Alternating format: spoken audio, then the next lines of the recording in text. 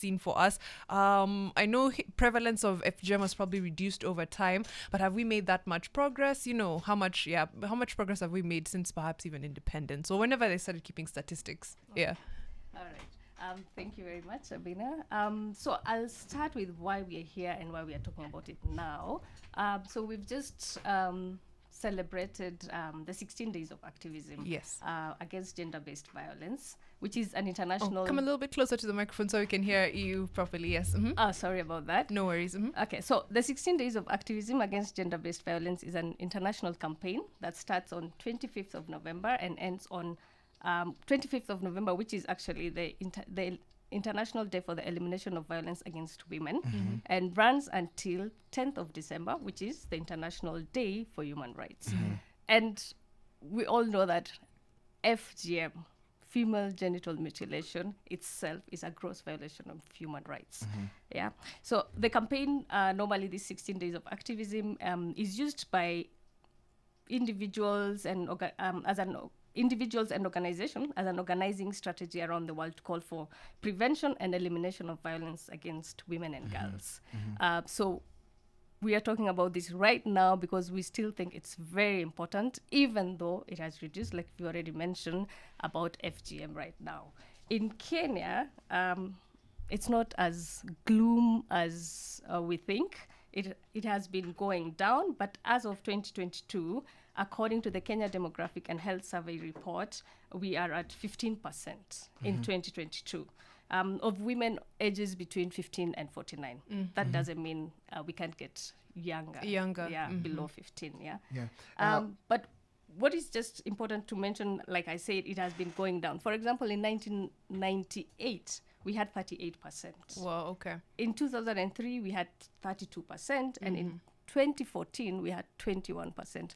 So as the trend is showing, it's really reducing. A downward trend. What There's do a you think, downward what do you trend. think is the major contributor to that? Because there's a time it was a major problem, Yeah. and it was an uncomfortable conversation because it was tied onto culture. Yes. One, we saw some of the communities, say the Maasai community, and so many others that I'm not able to recall, have been on the forefront on the fight against that, but it also ties onto their culture. So what do you think has been the major contributor towards that?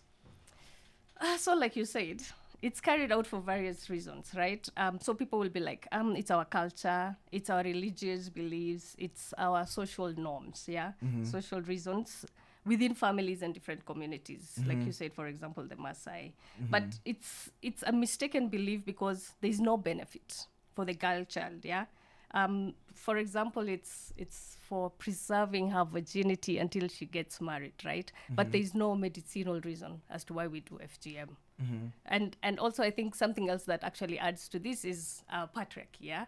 Men dominating women and their bodies and how we carry ourselves, yeah? So that actually also plays a big role in our African communities. When we think of FGM, perhaps we think about it from a legal perspective, but when you're trying to fight it, you have to fight those cultures, right? You have to fight those norms. Yes. You can enact laws, but then if the people are not following them, right? So what would you say perhaps is the biggest challenge that we face while fighting FGM and trying to educate people around, the dangers of FGM and why it's not necessary, why it's a crime, I think where do you start by it's not necessary or it's a crime, I'll take you to jail.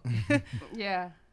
So, I mean, the dangers are really immense, right? Apart from when you get to an age where you are now going to have a baby, a woman is giving birth, they are really getting a lot of complications, yeah?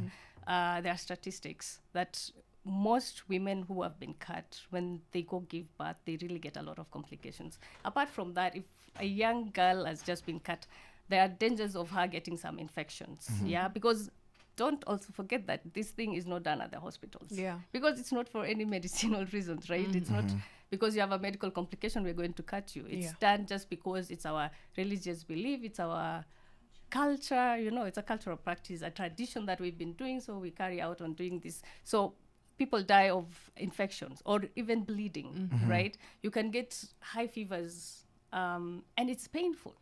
if you hear survivors talk about it, it's really, really, really a painful experience they go through it. So it affects them emotionally and psychologically thereafter.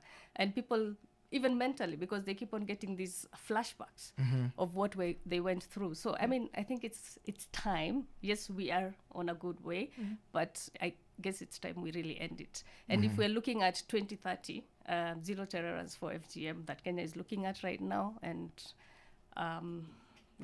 maybe it's time we do more. We do more. We have to do more. We'll have to come back